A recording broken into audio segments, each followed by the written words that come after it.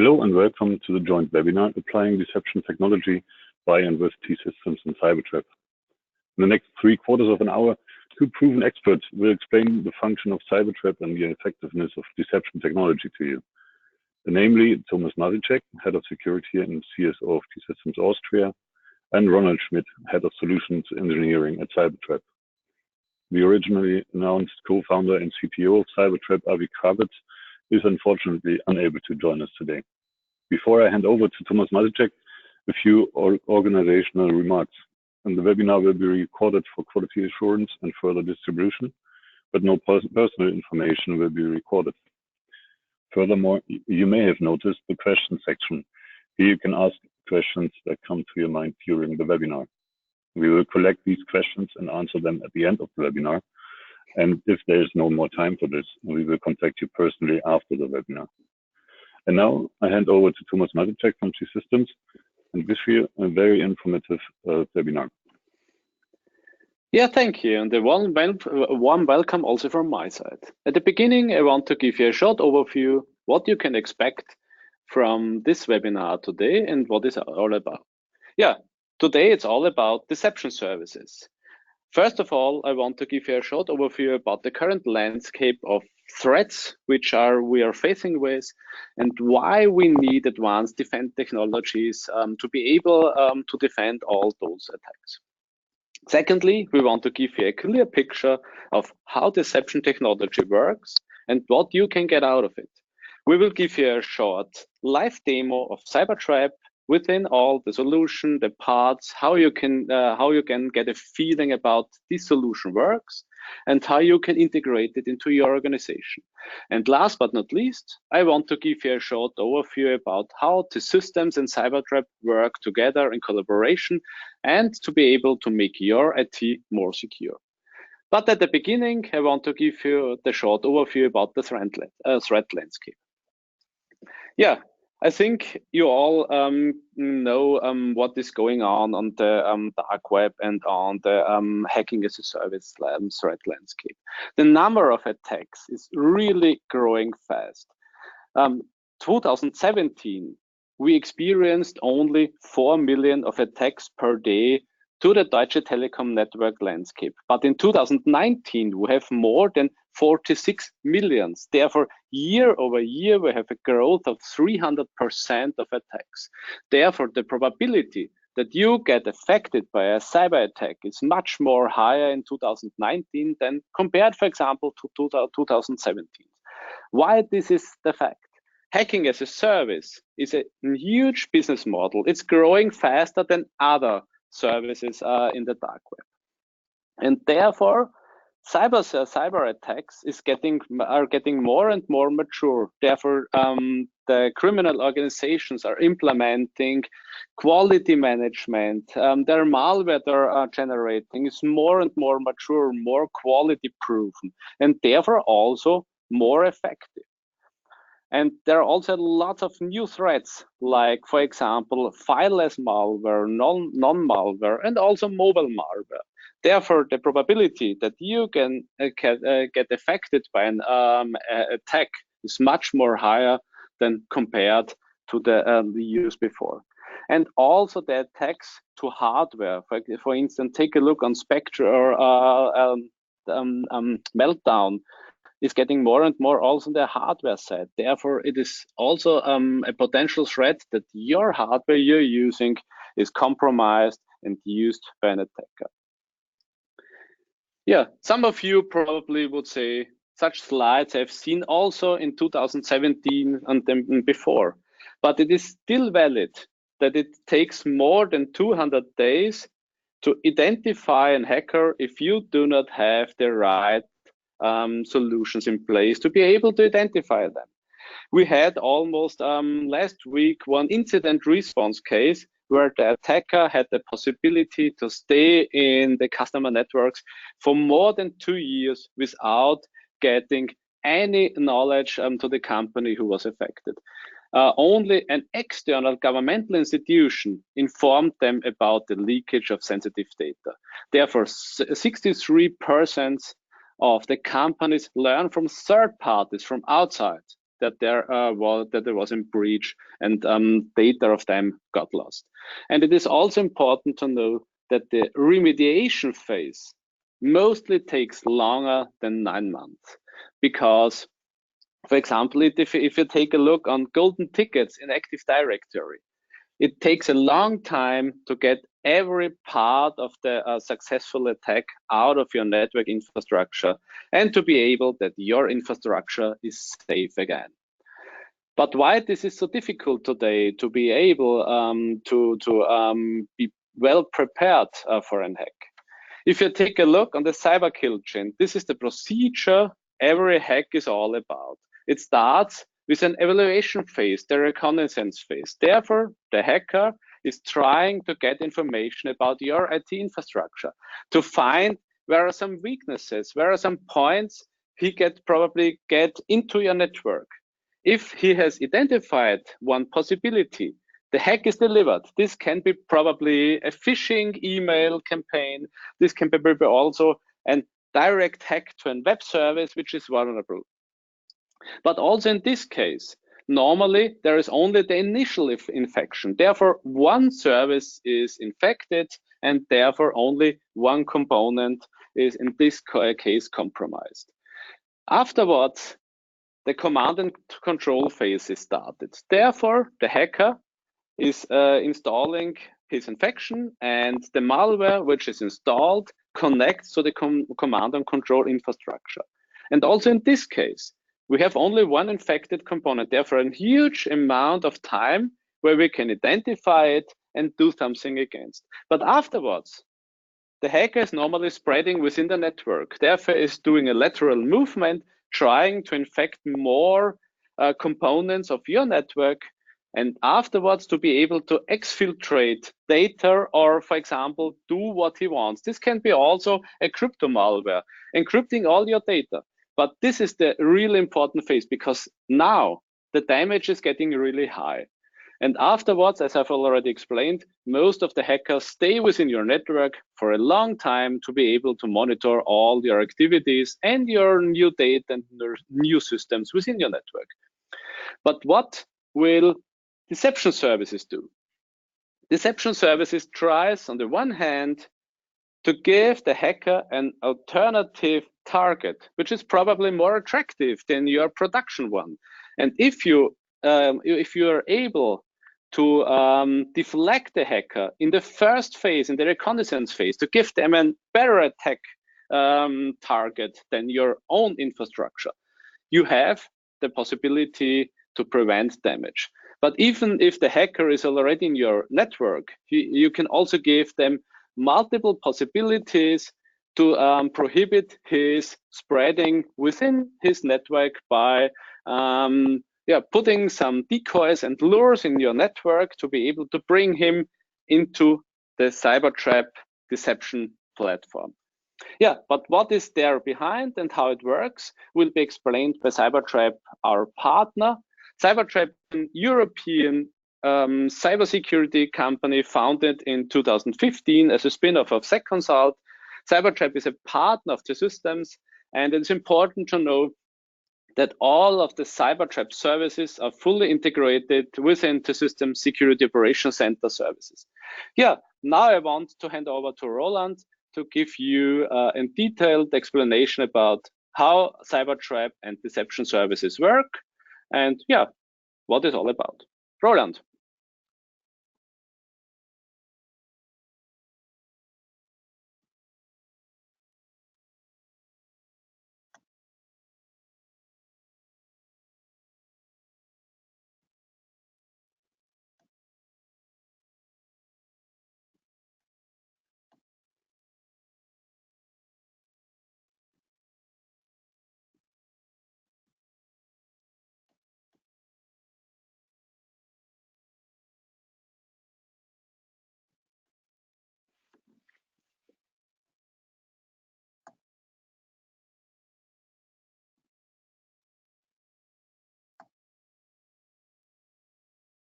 Okay, so as already explained, we have been founded in 2015, and originally the solution was the result of an incident response case where a company had been breached and breached for a long time because it was an advanced attack and it was difficult to get them out despite the newest IT security solution technology in place. So we came up with a new solution, and this is how Cybertrap came about. Like I said before, there are several phases to an attack, and we are assuming that somehow breaches might happen.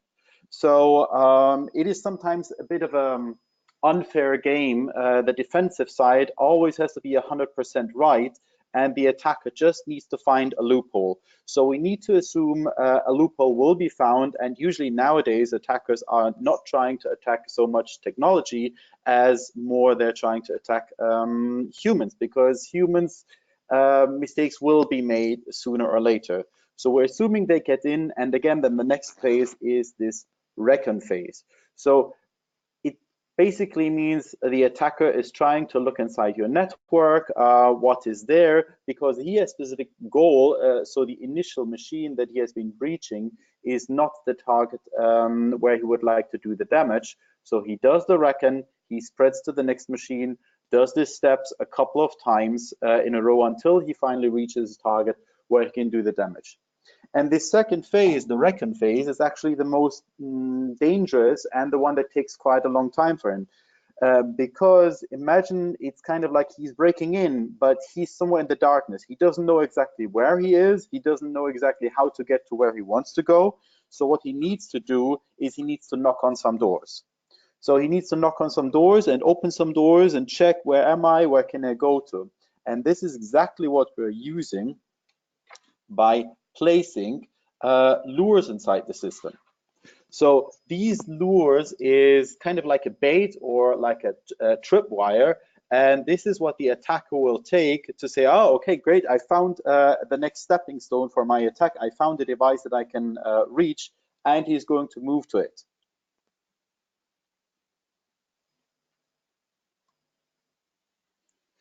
So once he has moved to this device, he can then continue. Now, there's two things happening here. First, when he is touching this device, it is like a tripwire. So we are already getting an alert. Now, this alert, in contrast to maybe what you're getting from a SIM solution, is not just an indicator of a compromise. It is a proof of compromise. You know something wrong is going on. You know somebody is trying to do something inside your network which he shouldn't do. Now you could already stop here and then see, okay, so this was caused from that endpoint, so let's block this endpoint, let's throw him out. But the good thing is we don't have to stop here. Now, why would we want to do that? First of all, we're going to slow down the attack, because instead of the attacker going to another legitimate device and working there, he's actually working on a device where he can do no damage. So we're slowing down the attack. But at the same time, we're also able to look over his shoulder, so we can see what he is doing. And that is getting us important threat intelligence, so we can do a coordinated response towards also such advanced attacks.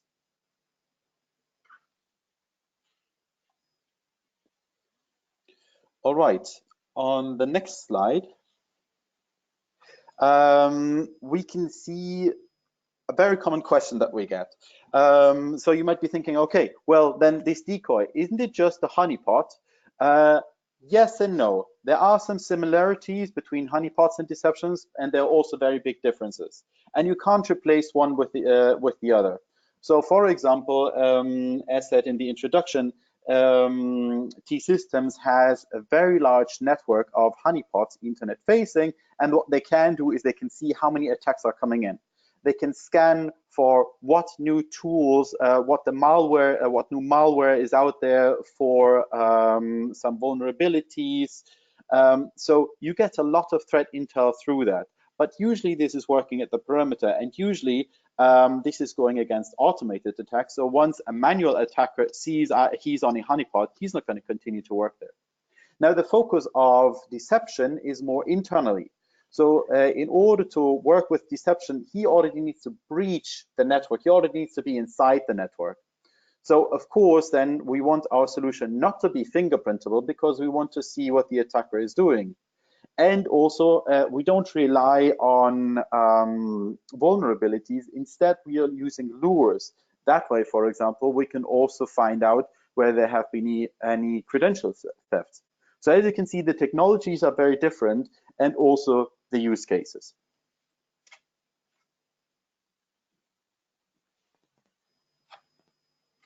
So how does such an attack work? Just a quick explanation, and that's basically also what we're going to see there inside our demo. In the first step there, the hacker, like we said, is going to breach the security perimeter. And we don't know exactly, or like there are many ways to do that. So we have to assume one way or the other he gets in. Maybe phishing, maybe a new malware, maybe via your web applications whatsoever. So he's gotten inside the network, he's in this darkness, and now he's trying to look on this machine, how can I spread, how can I do the lateral movements, how can I do privilege escalation. So he finds, for example, credentials that lead him onto a next device. He takes these credentials and he then approaches the next device. So he does the first lateral movement hop. What is happening now is we can see, so he's reaching the next device, and the next device there is our decoy. We can immediately see an alert. So that is kind of like the detection of the breach there. So we see, okay, a device has been compromised. We have a proof of compromise, so it's intrusion detection. And of course, we can use this information for our security operations center. So the security operations center then can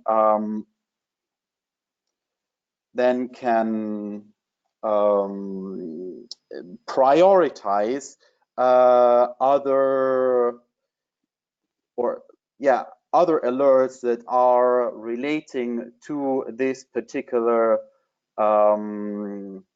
attack, or to this particular attack that we have been seeing from the Cybertrap there.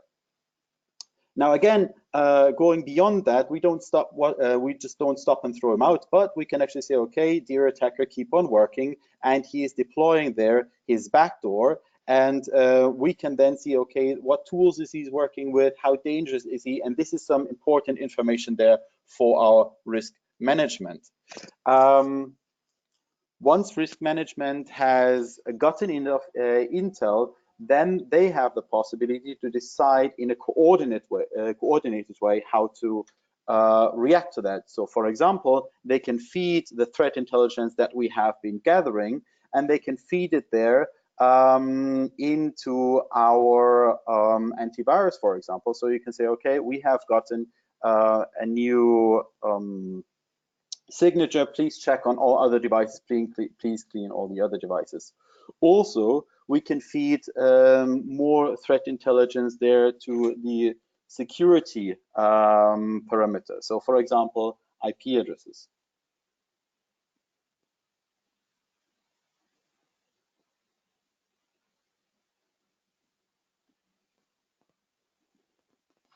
So that way, we don't have to just be reactive to an attack. We can be proactive, and we can, again, do this coordinated response.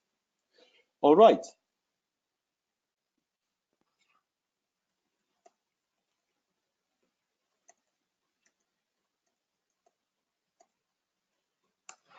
So how do we do that? What are the components that we're working with in Cybertrap?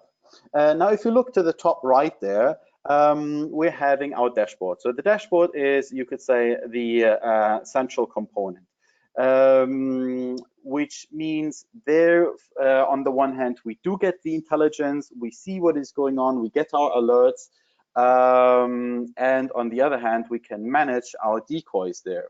So we can deploy new services, we can activate them, we can deploy lures, and so on and so forth. Now, the question might then be, okay, this must be quite hard, because I mean, I have something like 600 servers. How many decoys do I need? Do I also need to deploy then 600 new devices? Oh my God, that is quite a lot. No, that is not the case. You maybe just need in practice 2 to 3. Some customers maybe have 5 of those decoys. Now then the next question is, so why does an attacker go to those 5 decoys instead of my 500 other ones? Because of the lures. So that is then the third component, and this is the component that we actually roll out onto your endpoints. So all the endpoints are basically giving us this coverage, and all those endpoints are containing several of those lures leading to the trapdoors. So that's how we make sure that the attacker trips one of our mines. Now then, what is such a lure? Do we then need to run an agent? No. Do we then need administrative credentials to install those? Also no, because they're really just fragments, really just information, breadcrumbs that are hinting to like, look, this might be something interesting for you as an attacker. This might be a connection that you can use. Do you want to use that? All right.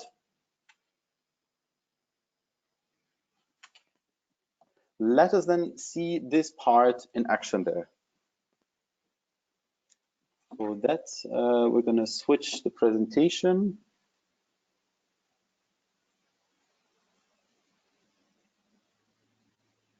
And now everybody should be seeing my screen.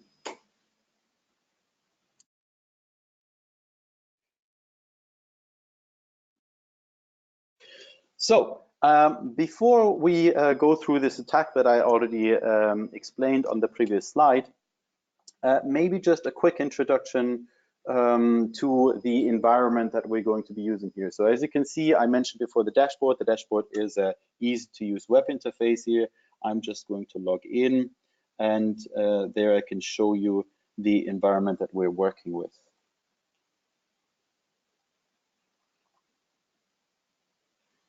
So in this small demo environment here, we actually just have 2 decoys running. These decoys are again the devices that look like your infrastructure. So for example, you can build them from the golden images. That way they're very realistic towards any attacker. They're also running services that you are typically deploying inside your network. And of course, in my demo environment, I don't have a whole lot of endpoints. So these would be then your hundreds or thousands of endpoints that you're having there. This is where we place those lures. So later on in the attack, I'm going to go to this endpoint as an attacker, and I'm going to do a lateral movement there, ending up on one of those decoys here. Now, as I said before, it is very, very easy to manage this environment. So for example, if I'm going to my decoys here, I can easily manage those. I could take them offline. I could have a look at the service, stop any of those services, or I could, for example, say, okay, I want to roll out a new lure. So there's just a wizard here, and this wizard will not only put it in the database, but it will also deploy it here on the decoy side. Now, how does it get to the endpoint? Then we can here, this is just a graphical representation, and via batch actions, you can then say, okay, I have a certain amount of endpoints. For example, here I have some endpoints from sales. I have a new lure here. Please assign it to my sales department. Because of course, for every department, it makes sense to have different lures. Like for example, if we have an HR department, we may have an HR share. This HR share might not make sense, of course, in the development team. All right, so let's switch hats now, and let's do this little attack. So just to give you a little intro into what has happened before. I am a hacker. I have been hired there somewhere on the darknet for some good money to steal the crown jewels of a certain company. So what I'm doing is I'm doing my initial recognition. I'm trying to do a breach, for example, by phishing, and some employee luckily has reacted to this phishing mail, so I have compromised his endpoint. So I'm going to jump now to this, you can see it here marked by endpoint. This is now the compromised endpoint that I have gotten. Now, as I said before, this is not my final target. I want to get somewhere to the crown jewels, so I have to do this initial record now. So for example, I could have a look, is there any file shares where I can go to? Well, this is what the regular user would see. So he doesn't see anything new, but as an attacker, of course, I'm usually using command line. Tools. And if I look there, you can actually see there is a file share there. Now, this might be not too interesting to me, public information. I could still try it out, see what is there. But as you can see, there is something found for the attacker. There is not for the regular user. So this is how we try to create our lures in a way that they don't interfere with the regular user. Now you might say, okay, this might be fine maybe for somebody who is from a business department, but if he's from an IT department, he would probably see that and he would probably have a look at what is going on there. Of course, and that's why, again, for every department or for every set of endpoints, we're going to place different lures. So another thing that the attacker might want to check is the credential manager. So even the IT department might say, okay, there are a couple of credentials stored here, but so what? I can see they are here. I can maybe clean this up, but I can't really use it. As an attacker, I'm going to say, yay, great information. I'm going to use my hacker tool to dump these credentials. So running Mimikatz now to dump those credentials. And I can see here from the credential manager for this user here, admin user on this file server, I have found out the credential. Also these other twos, but right now let's try and go onto this device and see what is going on there. So I have all the information that I need now to do my first hop.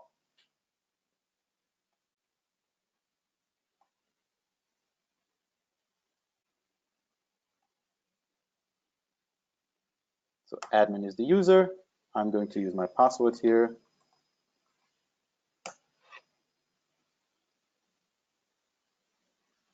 And I am on the second device.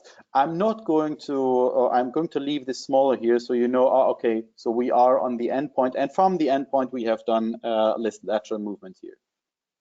Now the same thing we're going to do is we're going to try and find who we are, what can we do here. So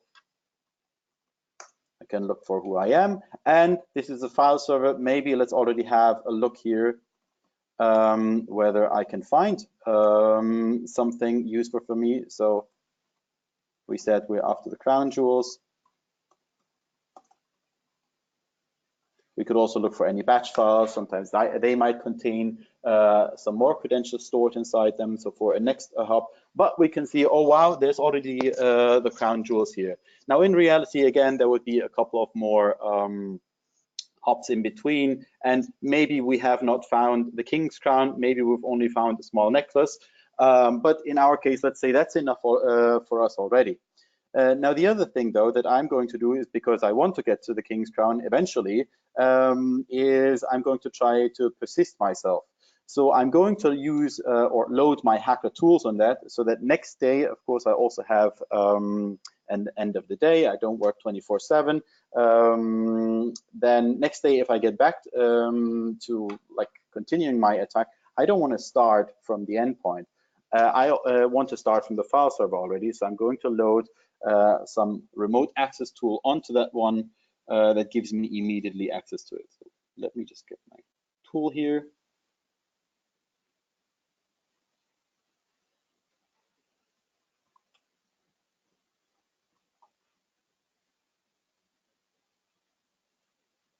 And let's run this tool here. Now, of course, this tool doesn't do much. It first of all checks whether it can reach the internet. So it does a ping to the internet to see, okay, can I establish such an access to the internet? Can I then deploy my real tool? Okay, let's switch hats again. Let us see what the internal person would see here. And we can see before, this was all empty, as you had seen. So that's the nice thing about this one. We don't get spammed with a whole lot of alerts and maybe false positives, but it was all quiet. until now the attack is going on. And again, this attack was causing not hundreds, but just 10 alerts. And those 10 alerts, again, are all proof of compromises.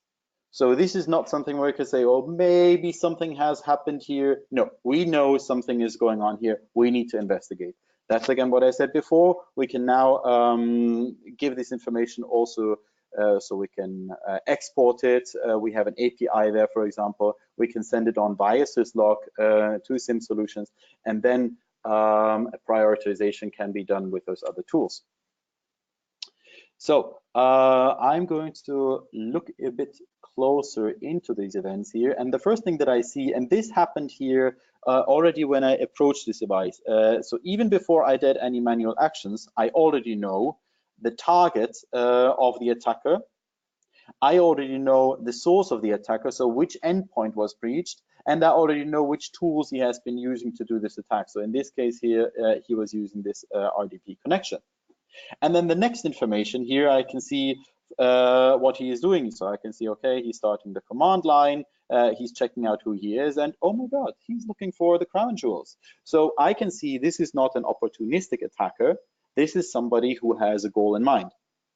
The other thing is I can also see this is not a automated attack. So this is something manual. So all this information I can get really here clearly visible. I don't have to look between thousands of other events that have come up, but really only those important things are listed here for me. Because again, this is not a production device. There is no production traffic here. Anybody who is doing something on this device is malicious. And that brings us here actually to the second thing. So here I have seen he has placed those hacker tools. Now I want to see what are those hacker tools, what are they capable of. So I want to analyze them. So the first thing that I can do once I go to the details here is I can download this file and send it then to my forensics team and say, like, look, please investigate here. What is going on with that tool? What is it doing? The other thing that I can do is I can check, is this already something known? So I'm going to create here link to VirusTotal. And in this case here, it's going to check against antivirus solutions. And you can see here, none of them are aware of it. So if this is something malicious, as we have said, this is a tool that the attacker has uploaded. We are assuming, or like we have analyzed the code, we have found out, yeah, this is something that is not good. In that case, that is actually a 0-day. Now, the good thing though is, and that's what we have said before, we can feed this information back to our antivirus. So even though this is a 0-day, we can deal with it. So what we can do next is we can create here our hash information and pass it on to that one. And that way, again, we can do a coordinated response once we have gathered all the information. So it might be, for example, that the attacker is not just uploading one of those tools, because of course, if maybe our antivirus is catching one of them, he wants to have a backup plan. So he's maybe going to upload several kind of tools from several types, which are having a different interval on when they ring back. So even if one of them is found either manually or by our antiviruses, he's like, oh, okay, no problem. So I need to just upload a new one. Maybe he doesn't know this one. So by us being able to say, okay, let's keep quiet here. Let's not show the attacker we're onto him. He can work and he can provide us all the information that we need to find out about his skill set, to find out about his tools. And once we have gathered everything, then we can throw him out for good. But it doesn't even stop there. Like we've said before, I was looking for the crown jewels. And if I found out this one, what I can do as a defensive side, I can say, well, I have a couple more devices. He can do more lateral movements on my decoys. I'm going to actually place one of the crown jewels onto them. And that's what we have seen before there. We have placed it on the desktop. So as an attacker, I'm going to be like, oh my God, this is nice. I'm going to pull this off. I have already done this here. And I'm going to open the crown jewels here from my device. So I've opened them here, they're visible on the other screen, but the nice thing is I can actually track that. So here I have a tracker, and if I look up here, my crown jewels have been opened today. You can see the location that I'm sitting at, and you can even see here the domain name and the username that I'm using. So this really is something that can help you with the attribution of an attack. And that's usually one of the big problems that we're facing. The attackers are always hiding, and we can try and defend, but we can't really go after them. This here really can give you some information to go after them. All right, that is all that I wanted to show. So Thomas, I would hand it over back to you. Thank you, Roland. Yeah, next step from my side would be to take a short look about the operation model, how you can implement CyberTrap, and what we can do for you. First of all, it's important to know that CyberTrap is not only able to be implemented on-premise, you get it also in the cloud and also as a hybrid model. Therefore, it depends on your requirements, and it is more than less tailor-made to your specific requirements. But it's important to know that we support you in the whole process, from the installation during the configuration of the decoys, and afterwards also in the operation phase. And if you want, we operate the whole platform for you. Yeah, how can we jointly help you to make your security better? First of all, we consult you to find the best applications or systems to be installed as a decoy. We implement those solutions on the one hand on-premise, or secondly within our cloud environment. This is really fast from the installation process, and also during an incident we can assist you to be able to try to get a look about what is going on, and to get more knowledge about what the hacker is doing into your network. But if you take a look on your infrastructure, it is important to implement CyberTrap fully correct to your infrastructure, to be able to deflect the attacker into the decoy environment. Because if you do it not right, probably the hacker will find your production systems instead of the decoy. Therefore, we directly know how to implement all the components, the lures and decoys effectively into your network. And it's also important, all your security devices are generating a huge amount of log files, but also CyberTrap will generate a lot of log files. Therefore, our core functionality from T-Systems is to operate and security operation center for you 7/24 to be able to analyze all those large amounts of data, of log files, of evidences for breaches. And therefore, CyberTrap can help us to get a really deep insight what is going on into your network, and to be able to get qualified indicators of and compromisation within your network. And last but not least, we also can use CyberTrap as a response instrument, and also T-Systems is one of the largest international cyber response suppliers. Therefore, if you have an incident, we can jointly help you to get those attackers out of your network. Yeah, what are the key takeaways for your business? How does deception fit to my organization, and what is the most important prerequisite to implement CyberTrap? Roland, could you give us some more words on that? Yes. So how does it fit into my organization, and what are the prerequisites? We really don't have many prerequisites there. So one of the things that is recommended is to do something like a cyber hygiene first. So this is something where T-Systems can help you with, to basically clean up any of those unnecessary connections that might be in there. So any of those RDP connections with credentials that are stored that are not really required.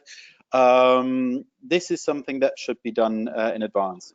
When it comes to SIM solutions, it's great if you have one because we can feed it with information, but it doesn't really matter if you don't, because again, what we've said, we are also delivering this intrusion detection function, but with a very different approach.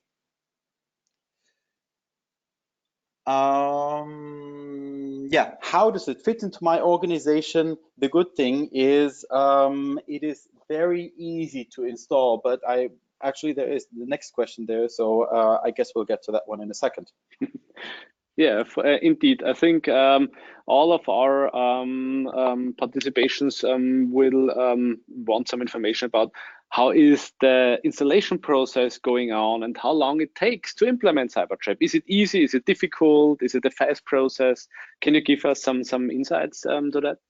Yeah, so Cybertrap in itself is a very low footprint technology. So it doesn't require a lot of integration. There are integration interfaces, of course, but it's not that you really have to change your network in a large manner. It is not something which requires a lot of change in processes there. It's really easy and quick to implement. As we had seen before, we have those three components: the dashboard. So this is something that is installed once. The decoys, it is 3 to 5 machines maybe in practice, built on, based on your golden image. And once you have our agent on them, all of the maintenance is basically done via the dashboard. So you had seen there on the graphical interface, you can basically configure your decoys. And the third component there is the lures. Also, those lures we have created there via the dashboard, and the rollout process can easily be done via GPOs. So you roll it out onto all of your devices. Once they have been registered, they then check in. So once you start this process, then they check in with the backend automatically. They know, okay, I'm a sales computer, I'm an HR computer, I'm an R&D computer, and because of that, they're going to pull whichever lures they require, place them inside their system, and that is it. So it is really easy to set up, really easy to maintain. That's a very nice thing. Yeah, Roland, one last question from my side. Most of our companies need business cases. Our top management wants to have a business case for such a solution. Can give us some hints on that? Yes. So I would say there is basically 3 problems that we can solve with it.